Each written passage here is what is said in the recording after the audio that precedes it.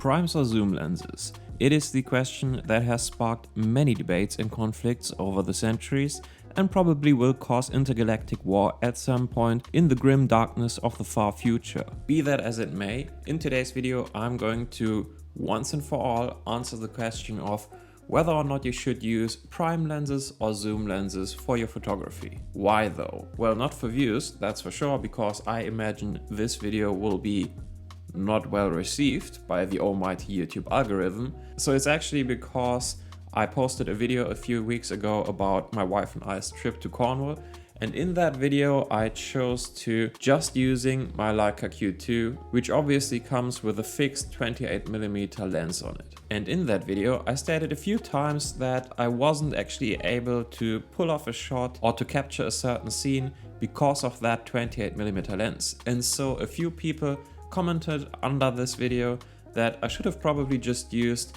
a small zoom lens of some sort. And to be fair, they were right, obviously, in a sense at least, but I would still do the whole trip exactly the same and only use my Leica Q2. And I promise you that is not just because I'm clinically insane. I actually do have my reasons, so let me explain.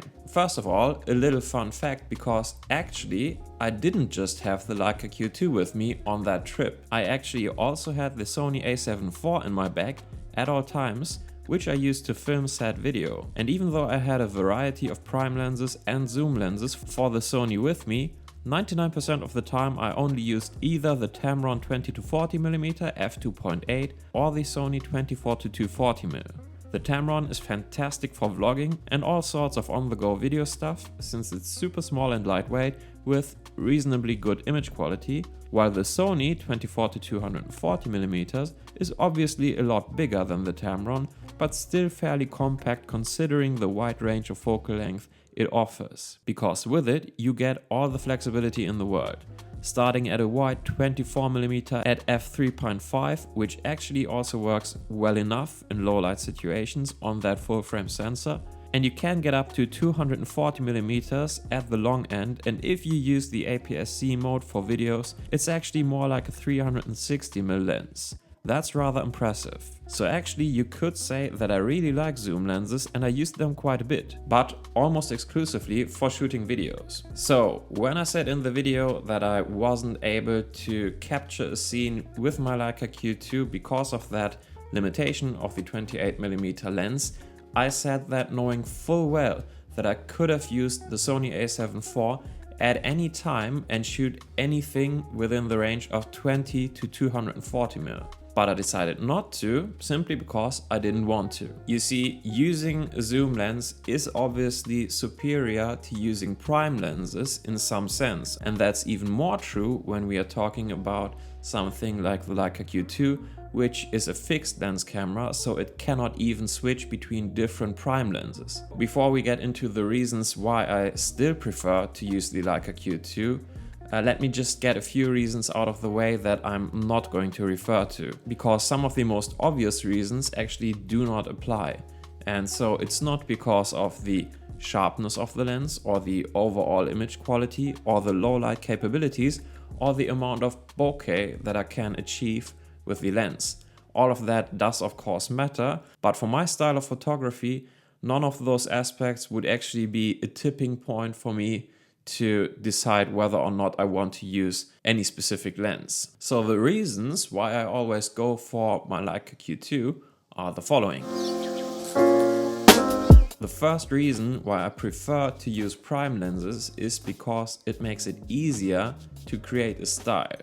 And that might not matter to you at all. But for me personally, I just like it when my pictures don't only work by themselves, but also when I put them side by side with each other, even though they might feature completely different subjects. Now, there are of course different ways to make that happen. One way is to simply edit your photos in a similar fashion.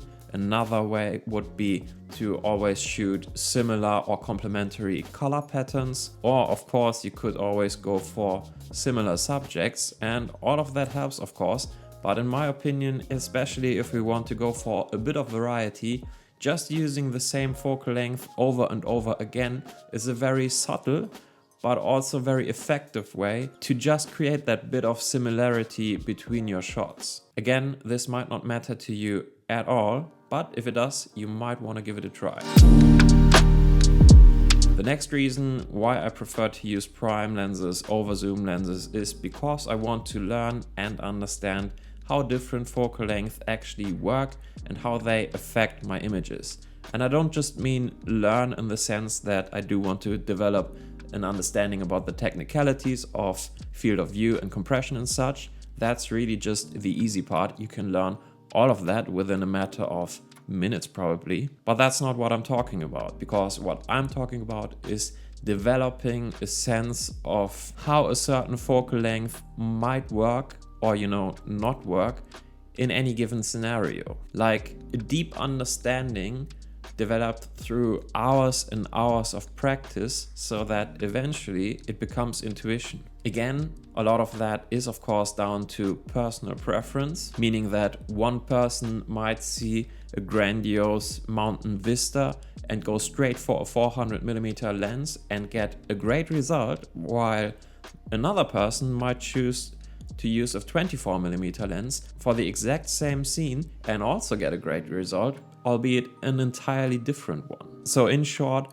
this process also helps you to figure out your own preferences. But again, at least in my experience, I think if you want to develop that sense or that intuition of what works or might not work for you, you really have to restrict yourself in some way and force yourself to figure out if you can make a scene work with any particular lens or not. Otherwise, at least speaking for myself, when I started with photography and I just went out with the zoom lens, more often than not, I simply went for what I would call the obvious shot. And again, I didn't actually develop that sense of how any focal length might work or change a scene that I'm trying to shoot. And how that often manifests in the real world is that you come up to a scene and you're facing that issue that it's beautiful, but you're really struggling to make it work as a photo.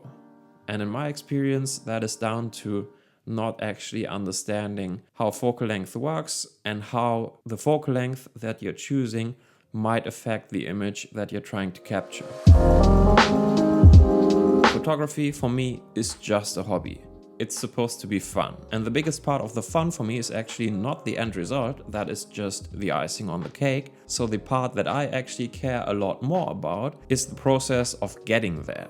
In short, I like to be creatively challenged. It can be super rewarding, but in order to fully enjoy that aspect of photography, I also have to be fine with walking away without actually getting the shot. But for me, that's probably the main benefit of just doing this for fun. Nobody's paying me to get a good photo. I don't have to get a good photo. If I do, that's great. But if I don't, doesn't really matter. Just give it another try some other time. In my experience, this approach is more fun and also more rewarding, and oftentimes also surprisingly actually yields greater results.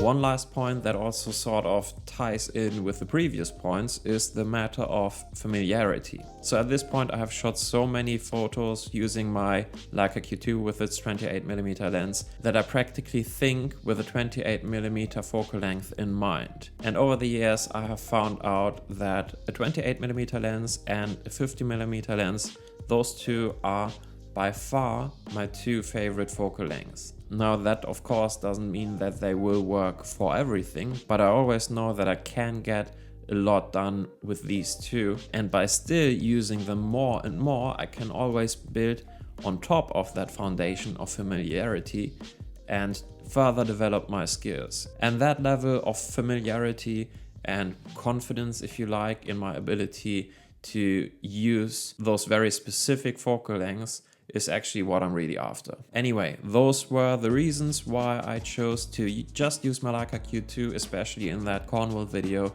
and why it didn't actually matter to me if I had to leave a place without getting a shot, and why I didn't just whip out my Sony a7 IV and used it with those zoom lenses to fill the gap. With that being said though, I do of course understand that a lot of the reasons that I just mentioned might not matter to you at all, and that is completely fine as well. If you prefer using zoom lenses, there are good reasons for doing so, and you can still obviously, even with a zoom lens, just restrict yourself to just use very specific focal length on a zoom lens. So more power to you. But again, me personally, I just prefer really restricting myself and not being tempted to just switch to a different focal length. And the best way that I have found for that is to simply not have that option available.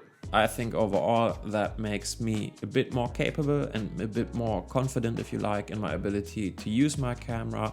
And I also think that because I'm mostly just using a 28mm focal length, my photos work better as a body of work, if you like. So again, those were the reasons, but of course you are entitled to your own opinion. All I'm saying that if you disagree with me, you are wrong. But that's all I got for you today. I hope this was interesting to you. If it was, please let me know by giving this video a thumbs up. Also, let me know what you think about the subject in the comments below. Subscribe for more photography or camera gear related content. And again, that's it for today. Thanks for watching. Until next time, take care. Bye.